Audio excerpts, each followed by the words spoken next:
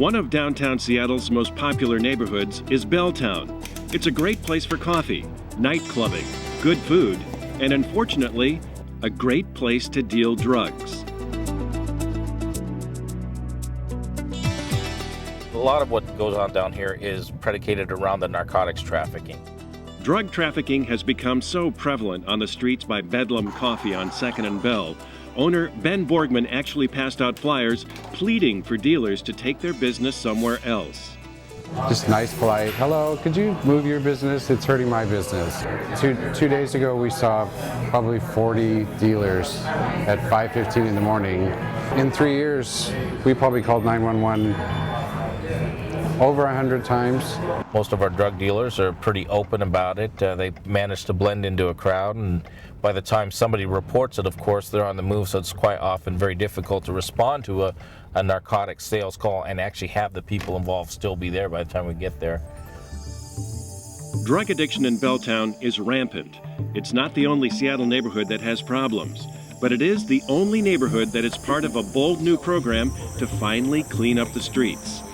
We wanted to put pressure on the open-air drug dealing and the drug using, but also do it in a way that reflected, I think, the values of that community, which is they didn't necessarily want these people to go to prison, but they wanted them to get some help. The name of the program is LEAD, Law Enforcement Assisted Diversion, and it lets arrested drug offenders opt out of jail and into treatment. We expanded the boundaries for LEAD so we could get more applicants. 214, can I get a location to meet Mary 94? It's critical to have the police involved in making those decisions about who best qualifies, who best deserves the chance for treatment.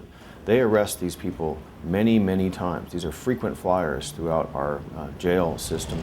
We ran 50 names right off the top of our heads of people we deal with on a daily basis. And of those 50 people, it was over 2,000 times that they've been arrested totally. The whole premise is to get these people into housing and treatment rather than going to jail. Meet one of the first offenders to enter the LEAD program. I'm a heroin user, and to support my habit, I also sell. When you have no hope, you're homeless, you don't have a job, there's no income, unfortunately, the only thing that gets you through the day sometime is that next hit. Once you get on the methadone program, we can start working towards more of your short-term goals. Aaron Boutillier is on his first step in the LEAD program, curing his addiction. The outcomes for the treatment of addiction are not dissimilar for the outcomes of the treatment of diabetes and hypertension. You know, people do get better. People learn how to live their lives and have a more productive, healthier environment around them.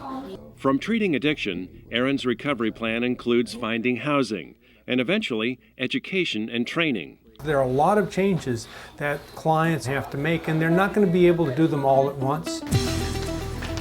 The LEAD program is funded by a grant, but if you're a taxpayer, you'll find this math more than compelling. 1/10 of our prison population is there on drug charges, many repeat offenders. That's $60,000 a year to house each inmate. Add in the initial costs of arrests and prosecutions, and the expense per offender is staggering. One of the unique features of LEAD is that we have a partnership between the ACLU and the Defender Association, the Seattle Police, and the King County Prosecutor's Office. Historically, we've been at odds with each other. We've been litigating these issues in court. We finally sat down and said, well, what is it that we all can agree on? And we all could agree on trying something new in a community that really wanted a new approach.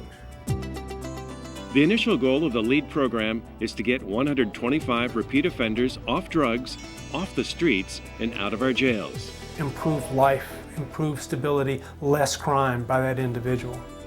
Hopefully, Aaron is one good story to follow.